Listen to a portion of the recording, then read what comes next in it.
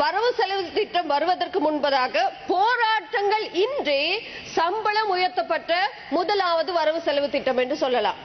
இதற்கு முன்பதான வரவு செலவு திட்டங்களில் மலையக மக்களை தூண்டுவித்து போராட்டங்கள் செய்து சம்பளத்தை கூட்டி தருவதாக வரவு செலவு திட்டத்திலே மலையக மக்களுடைய சம்பளங்கள் எப்படியெல்லாம் வரும் என்பதை கிரகித்து அதை உருவாக்கி பிறகு வரவு செலவு திட்டத்திலே சம்பளம் உயர்த்தப்படவில்லை என்று கூறப்பட்ட காலங்கள் தாண்டி இம்முறை எந்த விதமான போராட்டங்களும் மக்கள் செய்யாமல் மலையக மக்களை குறித்து அரசாங்கமாக எண்ணியதன் விளைவாக அவர்களுடைய வருகையின் பேரிலே அவர்களுக்கு 200 ரூபாய் சம்பளம் கூட்டி கொடுப்பதாக அரசாங்கமும் கம்பெனிகள் 200 ரூபாயும் தருவதாக பேச்சுவார்த்தை செய்யப்பட்டிருக்கிறது. இதற்கு காரணம் இந்த 2025ஆம் ஆண்டு வரவு செலவு திட்டத்திலே எங்களுடைய ஜனாதிபதி கூறினார் 1750 ரூபாய் சம்பளத்தை வழங்குவதற்கு நாங்கள் பேச்சுவார்த்தை செய்து அதை பெற்றுக் கொடுக்க நாங்கள் முயற்சிக்கிறோம் என்பதாகத்தான் இந்த வருட வரவு செலவு திட்டத்திலே இருந்தது.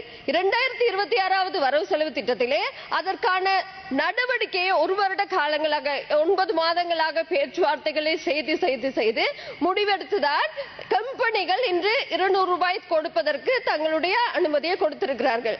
இவர்களை போல வரவு செலவு திட்டம் வருவதற்கு முன்பதாக மாசத்திற்கு முன்பதாக தங்களுடைய பேச்சுவார்த்தைகளை ஆரம்பித்து வரவு செலவு திட்டம் முடிந்தவுடனே அந்த போராட்டத்தை நிறுத்தி கொண்ட கலாச்சாரம் முடிந்து இன்று வரவு செலவு திட்டத்திலே சம்பளம் உயர்த்தப்பட்டிருக்கிறது.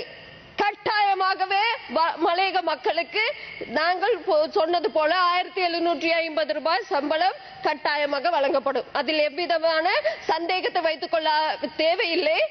எதிர்கட்சியில் இருக்கிற பாராளுமன்ற உறுப்பினர்களோ அவர்களுடைய வரவு செலவு திட்டம் அல்ல, இது தேசிய மக்கள் சக்தியினுடைய வரவு செலவு திட்டம்.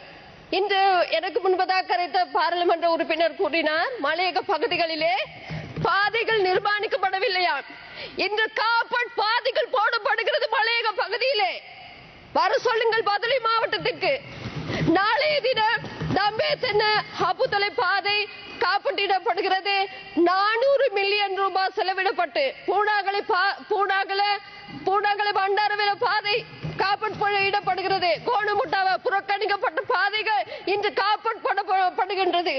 அது மாத்திரமல்ல, இவர் சொன்னார் வீடுகள் ஒரு செங்கலேனும் வைக்கவில்லையா? ஐயா, நான் நேற்று முன்னே நாள் சென்று பார்த்தேன். சென்று போய் பார்த்தால் இவர்கள் கட்டிய வீடுகளிலே அந்த மக்களுக்கு கீழே சிமெண்ட் போடுவதற்கு கூட பணம் இல்லை.